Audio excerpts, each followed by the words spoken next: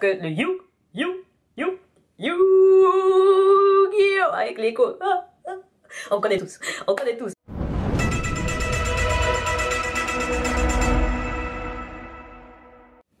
Salut les petits crasseux, comment va-t-on? Écoutez-moi, salade tomate oignon. Pourquoi j'ai ça là-bas? Bref, j'espère que vous allez bien. Oui, ma phrase était bizarre, mais c'est pas grave. Faites comme si vous n'aviez pas entendu. Je n'arrête pas de bégayer aujourd'hui. Reprenons-nous. Aujourd'hui, on va parler d'un truc dont j'ai été fan pendant des années. En fait, jusqu'à maintenant, je pense que je suis toujours une grosse fan. D'ailleurs, il va falloir que je recommence à regarder les épisodes parce que je me rends compte que je me souviens plus exactement de l'histoire de tout. Donc, il est temps qu'on se reprenne. Vous voyez ce que je veux dire? Voilà. Bon, vous connaissez déjà mon amour pour Godzilla. Je ferai d'ailleurs une vidéo là-dessus très bientôt. Anyway, et là, on va parler Yu-Gi-Oh! Yu-Gi-Oh! Yu-Gi-Oh! Si vous ne connaissez pas Yu-Gi-Oh, franchement, je vous juge parce que le Yu-Gi-Oh! Avec l'écho. On connaît tous, on connaît tous. Peut-être que les dernières générations n'ont pas connu, mais moi, Yu-Gi-Oh, le premier, ok, on ne reste que sur le premier parce que le bullshit qu'ils ont fait après, on n'en parle pas. Toutes les autres générations qui sont venues après, c'est du bain de matière fécale. Vous voyez ce que je veux dire? Un bain de matière fécale. Pour ceux qui n'ont pas compris, bain de matière fécale veut dire caca. Voilà, tout simplement. Traduction en langue française simple. Merci beaucoup. Donc là, on va parler de Yu-Gi. Yami Yu-Gi. Non mais Yu-Gi-Oh, c'était mon amour essentiel. Bon déjà, c'est un bail, les personnages. Déjà, la façon dont ils étaient dessinés, j'aimais beaucoup. Là, le dessin, il me piquait pas les yeux, donc forcément, j'étais la mode, ok. Et après, j'ai découvert le bail de Yami Yugi. Yami Yugi, je vous décris, ok.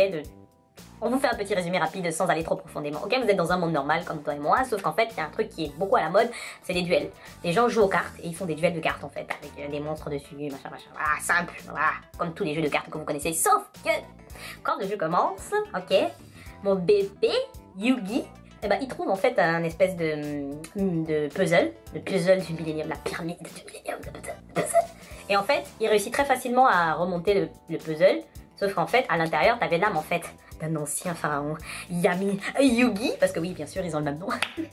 Anyway, qui en fait était emprisonné, donc du coup il prend un peu possession du corps de Yugi, donc ils sont en colocation, tu vois ce que je veux dire, dans le body, hein, et à partir de là, parce que Yami Yugi, limite c'est lui le maître absolu des cartes, tu vois ce que je veux dire, le gars te fait des duels, les yeux fermés, salade, tomate, oignon, non, les duels prennent des tournures, ils font des compétitions, ils rencontrent Kaiba et tout ça, les duels sont nerveux, anyway, détendons-nous, bref. Il faut que j'essaye de me détendre parce qu'émotionnellement mon cœur est tellement dedans. Non, il faut que je pose le cœur. Bref, pourquoi je vous parle de cette série? Je vous parle de cette série parce que cette série a eu tellement d'impact dans ma vie que je suis obligée de faire une vidéo dessus. Vous voyez ce que je veux dire? De toute façon c'est ma chaîne, pourquoi je me justifie? Je fais ce que je veux ici, non? Anyway, donc, cette série, franchement, hein, elle est magnifique. En fait, il faut regarder toute la génération avec Yami Yugi. Si tu veux regarder une série rétro, un peu rétro maintenant parce que bon c'est plus à la mode, on va pas se mentir, regarde Yu-Gi-Oh la première version, parce que les Yugi machin qu'ils ont fait après à côté, il y a des gens qui font des duels sur les motos, allez vous noyer dans du ciment, merci beaucoup. Anyway,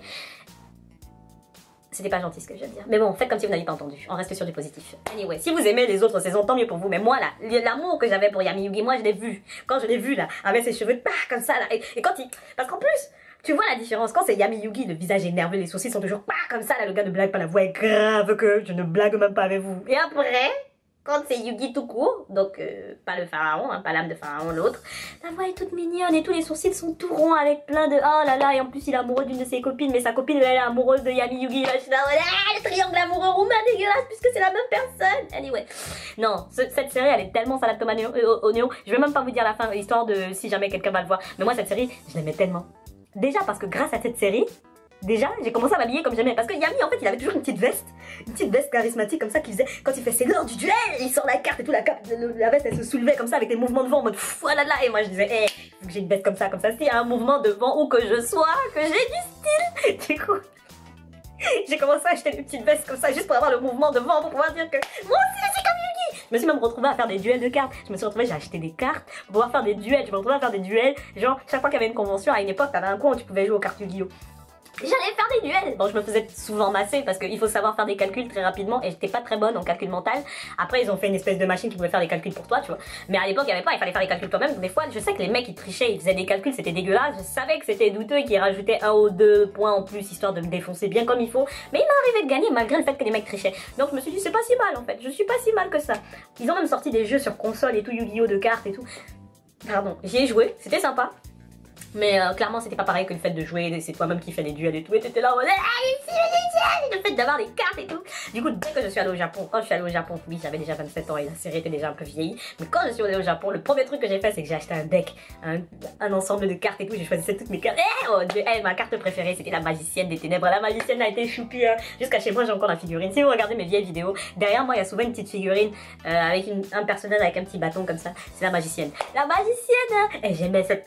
Ouais, la beauté du personnage, la finesse, quand elle était là et tout, il y avait elle, la magicienne, et il y avait le magicien, et les deux là dans ma tête, ils se dataient. Mais après, tu découvres qu'en fait, il est possible que par le passé, parce que c'était des personnages qui avaient vraiment existé à l'époque du pharaon, du coup, tu découvres qu'en fait, si ça se trouve, ils se dataient. J'étais là en mode... J'ai perdu mon foulard. À force de m'agiter, vous voyez, voilà ce qui se passe. Hein? Je fais de la merde. Non, en fait, je suis pas coiffée du tout là-dessous et je peux pas me permettre de laisser mes cheveux dehors. Franchement, si vous voyez ce qu'il y a en dessous, vous auriez trop honte. Et on ne sait jamais, peut-être que ma mère va tomber sur ma vidéo, je tiens à ma survie. Donc non, je ne laisse pas mes cheveux comme ça. Mais bref, cette série-là, c'était la vie, comme vous pouvez le voir. J'aime tellement ça que même mon foulard est parti en mode manque de respect. Mais c'était la vie. C'est-à-dire, il y avait des rebondissements émotionnellement, t'étais là. Même si t'étais pas bon pour les duels, etc. Mais t'es toujours en mode, vas-y, gars, Yami, faites des gueules, distribue des pains. Et... donc quand l'animé est fini, parce que bon, bien évidemment, hein, nous connaissons la télévision française qui ne diffuse jamais les fins des animés, avec leur front audacieux. Anyway,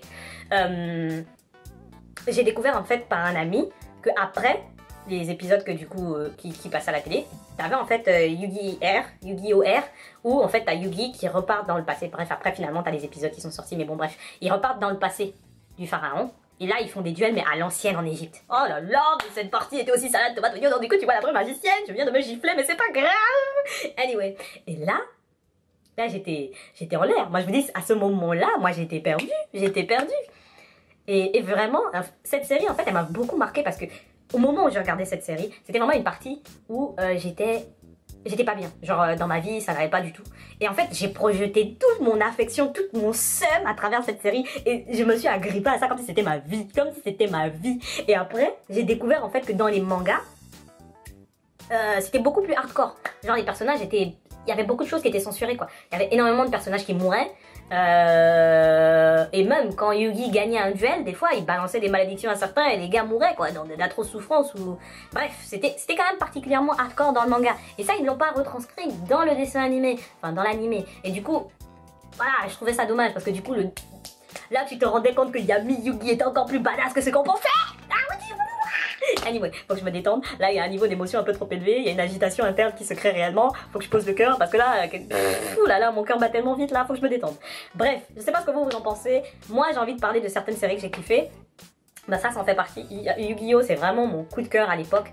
Après il y avait aussi Card Captor of Sakura là, durant la même période. Clamp, je les kiffais tellement à cette époque. Et après je les ai rencontrés à la Japan Expo. J'ai tellement été déçue.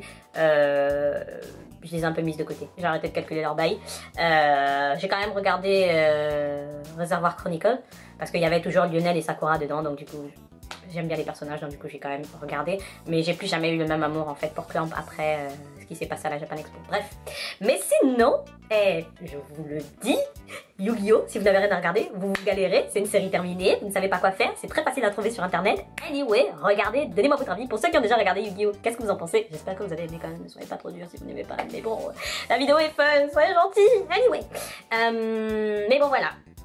La prochaine vidéo ce sera peut-être sur Godzilla parce que Godzilla il y a pas mal de choses à raconter hein, parce que ouais, Godzilla je le suis depuis, c'est mon fiston. Bref, j'espère que vous allez bien, j'espère que vous vous protégez, j'espère que côté santé tout le monde va bien mes petits crasseux. Prenez soin de vous, vous-même vous savez que l'amour que je vous porte est puissamment crasseux. Bref, on est ensemble par le lien capillaire, que la crasse vous accompagne et on reste sur du positif. Oh, en fait, si vous avez des suggestions de vidéos, merci. Mon like, comme d'habitude, et abonne-toi si tu n'es pas abonné. Que la crasse t'accompagne.